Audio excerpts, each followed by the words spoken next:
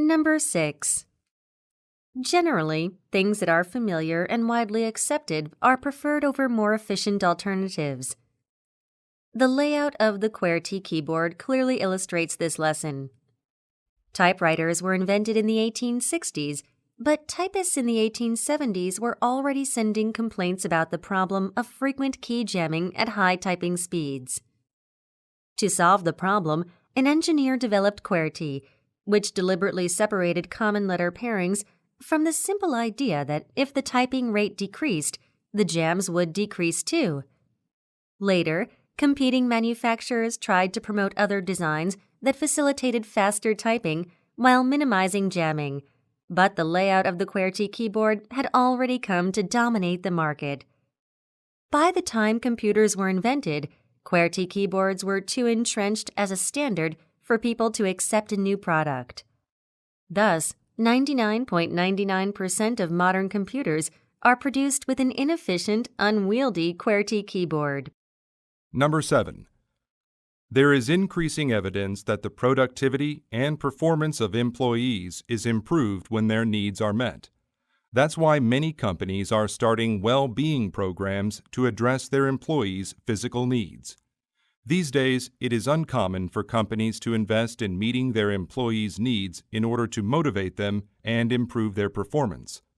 To achieve this, employers should ask themselves what would generally make their employees inspired.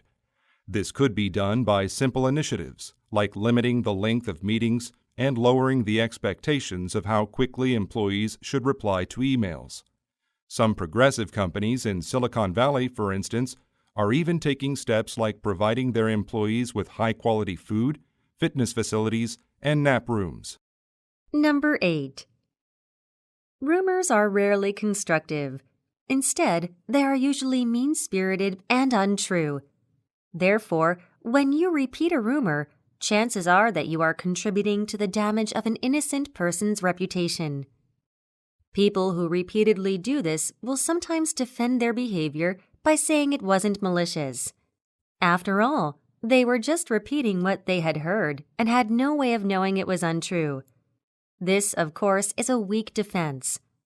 A drunk driver doesn't get behind the wheel intending to harm anyone.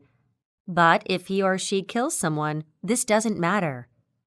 Through poor judgment, negligence, and a lack of consideration for others, the drunk driver has taken a life. In the same way, not knowing that a rumor is untrue is not an excuse for passing it on. With or without this knowledge, the damage is the same. The safest action to take when hearing a rumor is to keep the information to yourself. Number 9 and 10.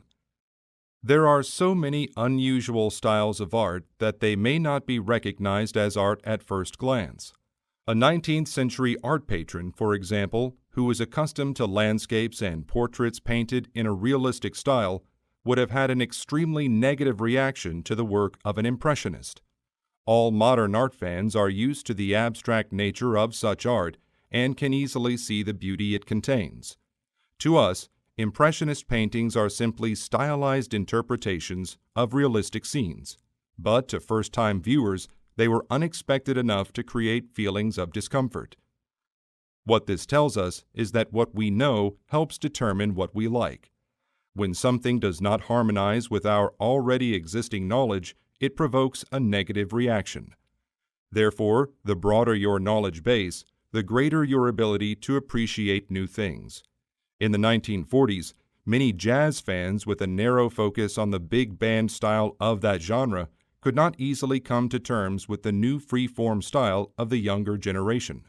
But as its familiarity increased, this style grew to be accepted, and many jazz fans came to find great pleasure in its unusual rhythms and harmonic structures.